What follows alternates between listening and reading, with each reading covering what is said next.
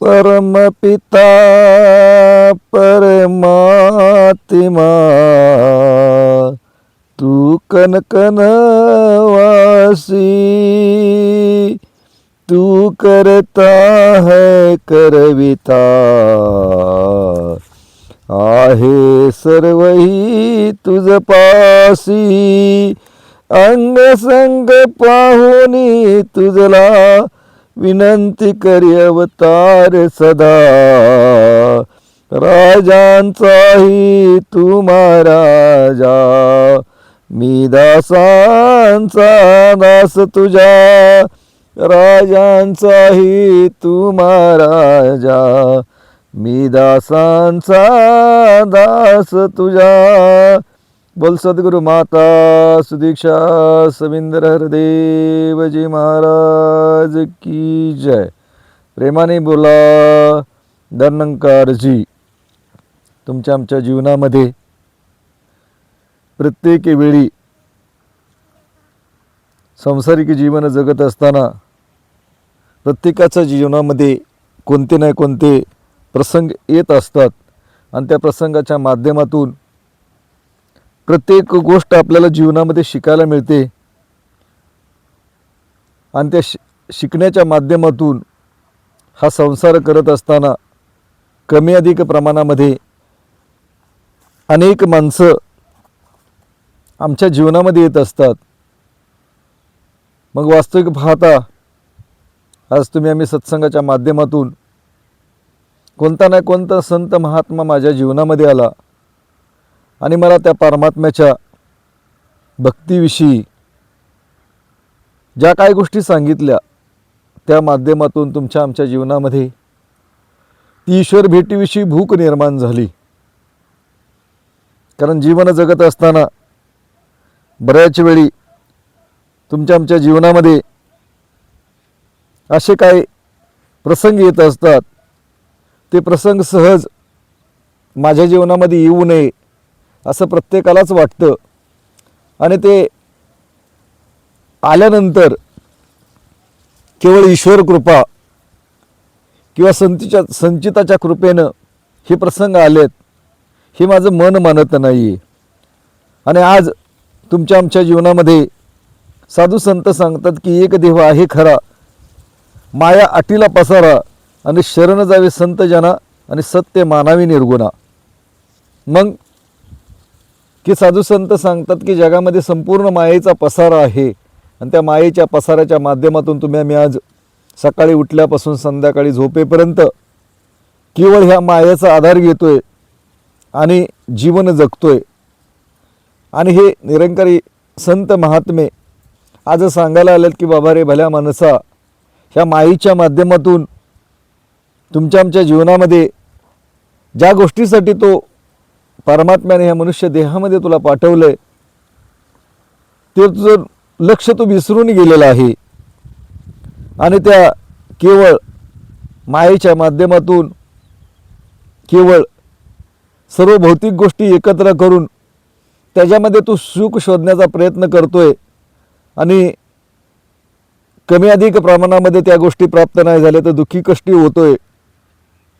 मग आज हे साधू संत नेमकं कोणत्या गोष्टीचं सुख सांगण्यासाठी आले आहेत की गोड तुझे रूप गोड तुझे नाम देई सर्व काळ मज सुख. सर्व काळ सुख देणारा परमात्मा तुमच्या जीवनामध्ये जोपर्यंत प्राप्त होत नाही तोपर्यंत ही माया प्रत्येक वेळी तुमच्या आमच्या जीवनामध्ये ह्या परमात्म्यापासून बाजूला घेऊन जाते. मग दुसऱ्या बाजूने सांगतात की बाबा रे न जाणता साधने केली परोपरी परी तो मोक्षाचा अधिकारी होणारा नाही. की साधू संत सांगतात की त्या साधनाच्या माध्यमातून तू किती जरी साधनं भौतिक गोष्टी एकत्र केल्या तरी तुझ्या जीवनामध्ये परमात्म्याने ज्या गोष्टीसाठी इतका सुंदर नरदेह बनवलेला आहे की पशुदेही नाही गैते अशी सर्वत्र बोलती, म्हणून नरदेहाची प्राप्ती परलोकाची. हे साधू संत सांगतात की अरे बाबा रे पशुदेहामध्ये त्याला गती नाही आहे आणि म्हणून परलोक प्राप्त करणे, परलोक सुखकर करण्यासाठी हे साधू संत सांगतात की बाबा रे, ह्या मायेच्या माध्यमातून तू जो सुख शोधत आहेस, ती माया तुला एक ना एक दिन फसवणार आहे. कारण आजपर्यंत शेतीवाडीच्या माध्यमातून तुम्ही आम्ही विचार करायला गेला तर ही शेतीवाडी तुम्ही आम्ही कसत असताना आमच्या आजोबांना कसली, आजोबांना देखील ते कर्म करून गेले, ती वडिलांच्याकडे आली. आज वडील देखील ते कर्म करून निघून जाणार, ती माझ्याकडे येईल.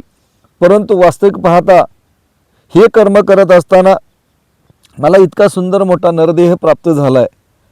नेमकं परमात्म्याची दूरदृष्टी काय, परमात्म्याची इच्छा काय, आजपर्यंत तुम्ही आम्ही विचार करत नाही. आपण एखाद्या मुलाला किंवा मुलीला जन्म दिला तर त्याला अपेक्षा ठेवतो की बाबा रे, आज हा मुलगा मोठा होईल, चांगलं शिक्षण घेईल आणि शिक्षणाच्या माध्यमातून तो चांगल्या नोकरीला लागेल आणि नोकरीला लागून आपल्याला तो वृद्ध काळामध्ये आधार बनेल. मग तुम्ही आम्ही विचार करत नाही, जर आपल्या मुलाबाळांच्याकडून इतकी अपेक्षा ठेवतोय, पण ज्या परमात्म्यानं मला मनुष्य देहामध्ये पाठवलेले त्या परमात्म्याची काय इच्छा असेल की नाही, परमात्म्याची काय कृपा तुमच्या आमच्यावरती असेल की नाही. मग आज दुसऱ्या बाजूनं सांगतात की स्वर्गीचे देव इच्छिती सकळ आणि मनुष्य जन्म तरी मिळावा एक वेळ, की स्वर्गीची देवदेवता उपासना करून भक्ती करून स्वर्ग सुखाला गेल्यात, त्यासुद्धा म्हणतात की एक वेळ मनुष्याचा जन्म मला प्राप्त व्हावा. मग आमच्या जीवनामध्ये तो प्राप्त झाला आहे, तो मला कळाला का? आणि जोपर्यंत तुमच्या आमच्या जीवनामध्ये तो परमात्मा कळणार नाही, म्हणून साधू संत सांगतात की आहे सुगम परी जनाशी झाला दुर्गम, तयाचे का वर्म चुकले सत्संगाविना. मग वास्तविक पाहता साधू संतांचा संग, मग संत जयाने जाणीला भगवंत तया नाम बोली संत, जे शाश्वत आणि अशाश्वत यांचा निवाडा करी. की संत कोणाला म्हणले की ज्यानं परमात्म्याची अनुभूती केली, आत्मसाक्षात्कार केलाय, त्या शरीराला त्या मनुष्याला संत म्हणलेलं आहे. मग आज ऐका ज्ञानाचे लक्षणं, ज्ञान म्हणजे आत्मज्ञाने पाहावे आपणाशी. आपण साधू संत सांगतात की मी कोणाचा कोण आत्म्याशी नाही जन्म तो देहात आला कुठून, की माझ्या स्वस्वरूपाला मी ओळखलंय का, मला परमात्म्याने नेमका एवढं सुंदर जडणघडण करून मनुष्याच्या देहामध्ये पाठवलंय, ते माझं कर्म मी कधी करणार.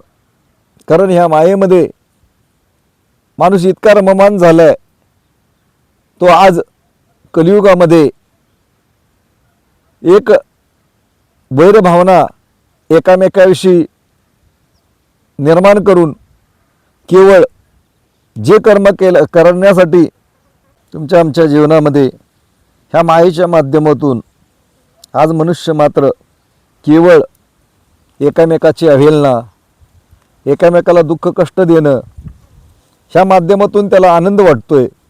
परंतु साधू संत सांगतात की बाबा रे, साधू संतांना जे कर्म केलं त्या माध्यमातून जगाला परोपकार केला आणि जगामध्ये असणारा परमात्मा तो प्रत्येक जीवात्म्याला, त्या प्रत्येक मनुष्य मात्राला तो कसा प्राप्त होईल, ह्यासाठी साधू संतांना ते परोपकाराचं कार्य केलं. मग आज तुम्ही आम्ही आमच्या अवतारसिंग महाराज देखील सांगतात की बाबा रे, अंत नशे याच्या रचनेचा, नशे अंत विस्ताराचा, उगम कोटनी असे झाला, कळला शेवट याचा, अगणित याची संज्ञा सोनी, शतकोटी नावे असती, कुंठित होई बुद्धी तेते, स्नाने तवयशी असती, या धरतीच्या खाली धरती, त्याही पुढे असे विस्तार, जाणून घे तू गुरु पासूनी, ऐक म्हणे बंधू अवतार, जाणून घे तू गुरु पासूनी, ऐक म्हणे बंधू अवतार. कारण ह्या परमात्म्याच्या विस्ताराचा अवतारसिंग महाराज अंत नाही म्हणतात. आणि अशा परमात्म्याला तू सद्गुरूच्या माध्यमातून जाणून घे. मग आज तुमच्या आमच्या जीवनामध्ये जीवन जगत असताना अनेक गुरु प्राप्त होतात, त्या गुरुच्या माध्यमातून अनेक विद्या तुमच्या आमच्या जीवनामध्ये प्राप्त होतात. शिक्षणाच्या माध्यमातून शिक्षक गुरु होतात, योग संप्रदायाच्या माध्यमातून योग गुरु होतात, परंतु ब्रह्मविद्या जो परमात्मा स्वस्वरूप जो जाणून त्या मनुष्य मात्राला त्याची अनुभूती करून देतो, तो समयाला युगानुयुगे सद्गुरू अवतारित झाला आणि जे जेही भाविक सज्जन त्या सद्गुरूला शरण गेले त्या बदल्यामध्ये त्या अवतारानं ते कर्म केले की त्या घटाला त्या परमात्म्याचं स्वरूप ओळखून दिलं. मग आज तुम्हाला वाटत असतं की मी कायमस्वरूपी या मनुष्य देहामध्ये या भूतलावरती आलेलो आहे. आमचे गीतकार सांगतात की बाबा रे, भाड्याचं हे घर घर सोडावं लागल, पंची उडून जाईल पिंजरा रिकामा पडले, जगी नसरे कोणी कोणाचे सगळे सोयरे हिताचे सारे ओ, भाड्याचं हे घर घर सोडावं लागल. मग वास्तविक पाहता तुमचा आमचा काही काळासाठी अवतार मनुष्य देहामध्ये आम्हाला पाठवलेला आहे. मग ह्या मायेच्या माध्यमातून रममान होऊन आजचा मानव मात्र परमात्म्याला विसरलाय.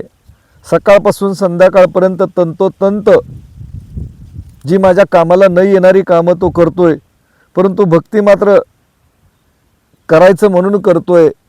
एखाद्यानं प्रेरणा दिली तर भक्ती काय विषय, तरुणपणी करायचा विषय आहे का?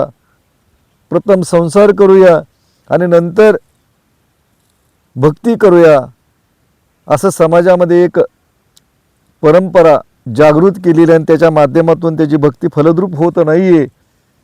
म्हणून आमचे जगद्गुरू संत तुकाराम महाराज देखील सांगतात की बाबा रे, आला हा जन्म नका घालहू पुकाहो, सांगून गेले जगी संत तुका हो, बहुमोलाची जीवन काया अभिमानाने जाईल वाया, अभिमानाने जाईल वाया, याच कारणे गुरुचरणावर झुकाहो, सांगून गेले जगी संत तुका हो, निर्गुण निराकार तो अविनाशी, देव हा जवळ तुमच्या पाशी, देव हा जवळ तुमच्या पाशी, गुरु पासून घ्यावे आत्मसुखाओ, सांगून गेले जगी संत तुका हो.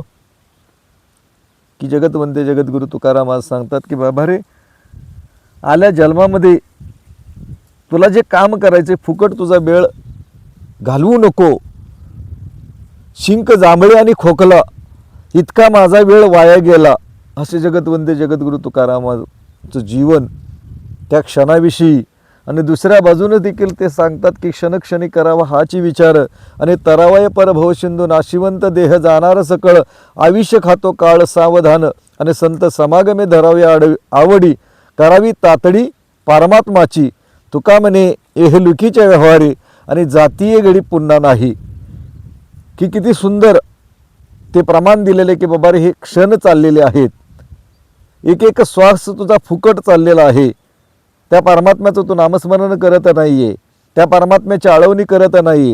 हे निरंकारी मिशनचे संत महात्मे बिंबीच्या देठापासून वरडून सांगतात की बाबा रे, आमच्या जीवनामध्ये परमार्थ प्राप्त झाला, तुमच्या जीवनामध्ये देखील ते परमार्थाचं राहिलेलं कार्य जे जगतवंते जगद्गुरू तुकाराम महाराज सांगतात की तुझा जीवन फुकट घालवू नको.